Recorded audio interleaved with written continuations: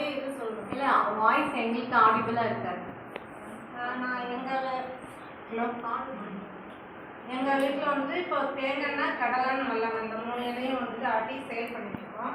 அதுக்கப்புறம் அந்த தேங்காய் எண்ணெயில் நான் என்ன பண்ணலான்னு இப்போ அடிஷ்னலாக இது பண்ணும்போது அதிலே வந்துட்டு சோப்பு தயார் பண்ணி நான் இப்போ செஞ்சுருக்கேன். அந்த சோப்பில் வந்துட்டு நார்மல் தேங்காய் எண்ணெயோட வந்து காஸ்டிக் சோடா அப்புறம் வந்து இந்த சென்ட் இதெல்லாம் மிக்ஸ் பண்ணி சோப்பாக மூலிகள் ஊற்றி சோப் தயார் பண்ணிட்டுருக்கேன். அந்த சோப்பு வந்து ஒரு 45 days கழித்து தான் அதை யூஸ் பண்ணணும். இப்போ தான் வந்துட்டு அந்த மகளிர் குழு மூலியமாக அந்த சோப்பை நான் எல்லாத்துக்கும் இன்ட்ரடியூஸ் பண்ணியிருக்கேன். நல்லா ரீச் ஆகிட்டுருக்கு. நீ அதுக்கான பாக்ஸு இதெல்லாமே டெஸ்ட் இதெல்லாம் பண்ணிவிட்டு சேல்ஸுக்கு விடலாம் அப்படிங்கிற மாதிரி இருக்கும். இப்போ எங்கள் ஊர்லேயே வந்துட்டு நான் அந்த ப்ராடக்ட் எல்லாம் சேல் பண்ணியிருக்கேன். அப்புறம் அங்கே மகளிர் குழுவில் வந்துட்டு ஒரு பக்கம் கடை போடுவாங்க, ஸ்டால் போடுவாங்க.